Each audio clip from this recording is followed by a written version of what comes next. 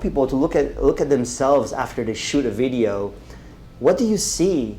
And a lot of people are like, oh, I don't like the shape of my head, I don't like the sound of my voice, I don't think I was articulate enough.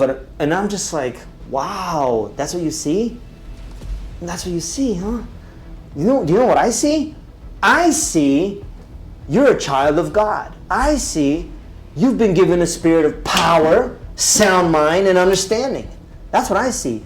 I see that you were created, and I knew you before you were even born. I even knew you in your mother's womb. I even knew when a single hair will fall out of the crown of your head. That's how much God knows us and loves us and believes in us, and that we have this potential. But what do we see? We look back on a video of ourselves, we did a selfie. We're like, oh man, yeah, no, that wasn't that good. That wasn't that good. You got God living in you. You literally got the power of God. You literally got God living in you. The Spirit of God. That wasn't that good. That was awesome. That was great. No, that wasn't just good. That was great. So those are the stories that are happening inside my mind. And I think a lot of people, if they slow down their thought process and literally take inventory of every single thought that goes on in their mind, they will be surprised.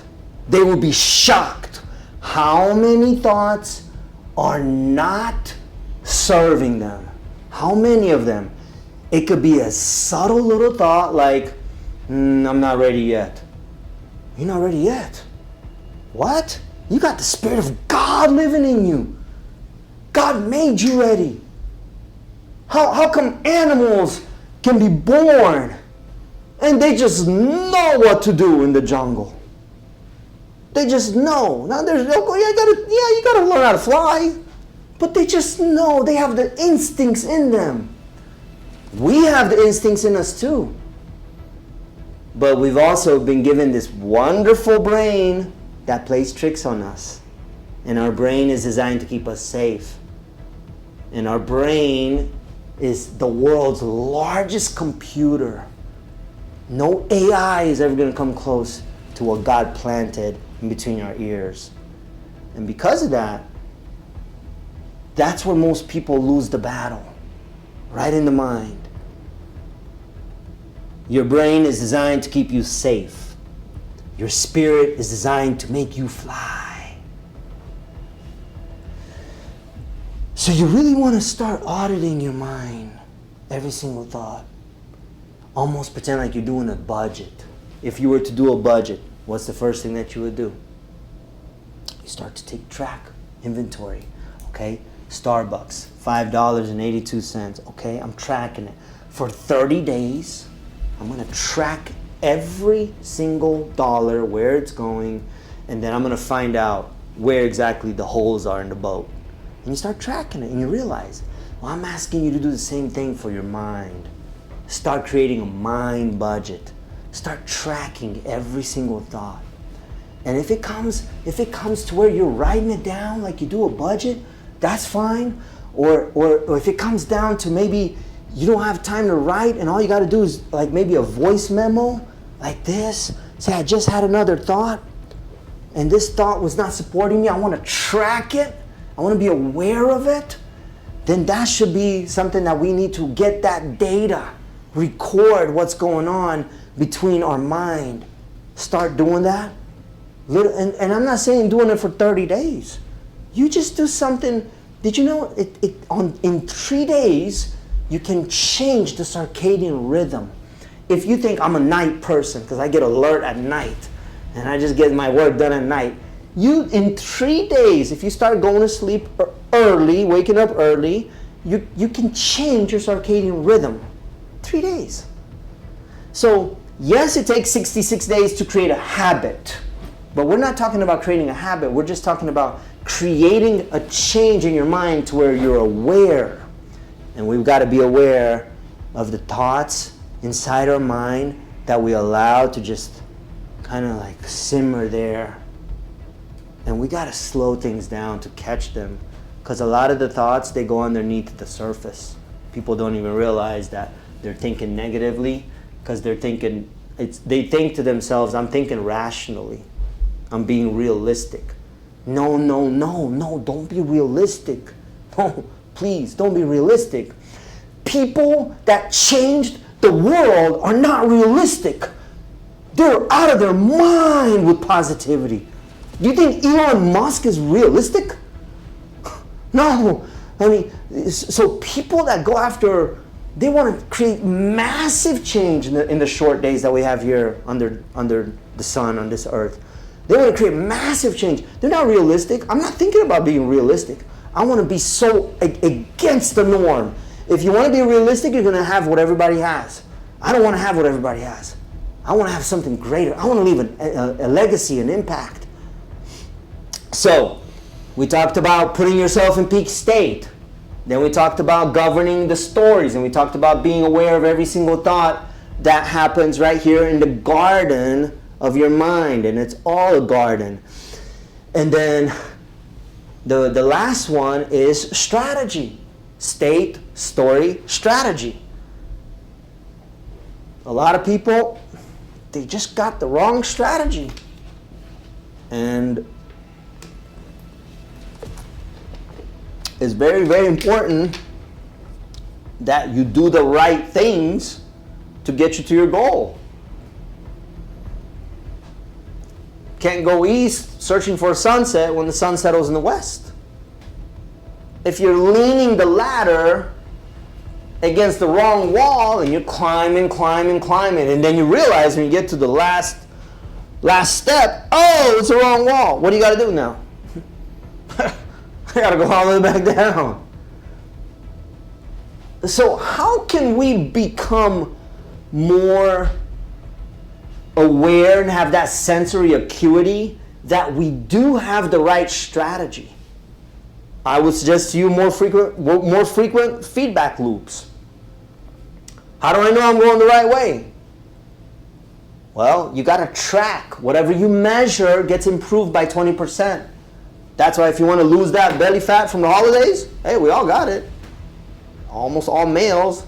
If you're watching this and you don't got it, you're a rare exception. God bless you. But almost everybody has it right after the holidays. Start tracking what goes in my body. That's why little things like MyFitnessPal, totally free app, we can get it and then start tracking it. Now, if we don't want to do that for every single meal, because that takes work. Anything that takes work, your brain won't want to do it. Your brain won't want to do it. If it's work, I don't want to do it. If workout equals work, I don't want to do it.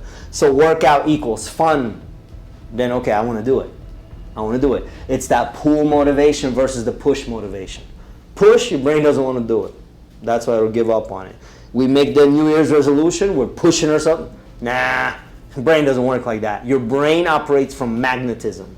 It gets pulled. You gotta get your brain to pull you forward into the future. And so, having little things like MyFitnessPal is great, but if you got to track every meal, then it becomes work. So what I would recommend that you do is you start tracking, maybe like track for 1 or 2 days, just to kind of get an idea, and then start measuring it. Take a picture. Take a picture of like, what's the size of the carb? What's the size of the meat? Is it the size of your fist?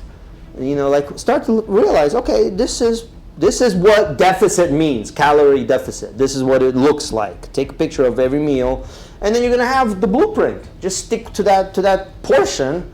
You're gonna be okay. And then of course we gotta play offense and defense. Offense and defense means, hey, we gotta do that workout because that spikes everything, right? But almost everything happens in how we eat. If we're trying to lose that belly gut, it all comes down to what we put in our body, right? But anyways, if you're trying to go after the goal, if you're trying to, the biggest thing is that people don't get enough feedback loops.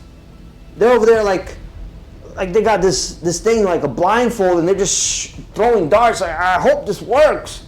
Like, I hope. That's how most people operate.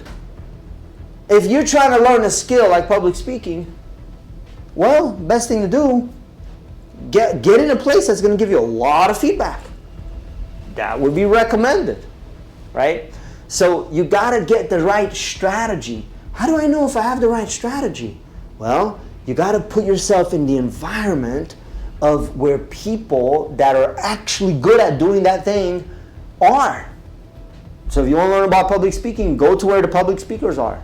Go to where there's a training program on public speaking. If you want to learn the piano, get yourself in a school that does music. You can't do this on your own, right? So having the right strategy, I can't emphasize how important that is, because enough motivation is not going to take us to our goal. If we have the right stories and the right beliefs, and we think we have a positive mindset, that's still not going to take you to your goal. If you take massive action, that's still not going to take you to your goal. You got to do the right action, the right actions, series of actions. And by the way, it's not always prescriptive, like whatever worked for me might not work for you exactly the same, because you're a unique cookie cutter, frame of how God made you. You're your own template. And I have my own recipe that God gave me, but I can get inspired enough and get enough feedback on me personally to know that I'm going after the right strategy. So if I put myself in an environment where people are doing that thing, I can look at enough of what's going on and then get that feedback on myself, and then also just keep going forward with feedback loops, and eventually you're going to get to your goal. Okay? So those are just a couple bars on state, story, strategy. I got inspired by Tony Robbins. I think I heard a video last week he talked about that. He has some different twists and spin on it. I put my own spin on it, what it means for me.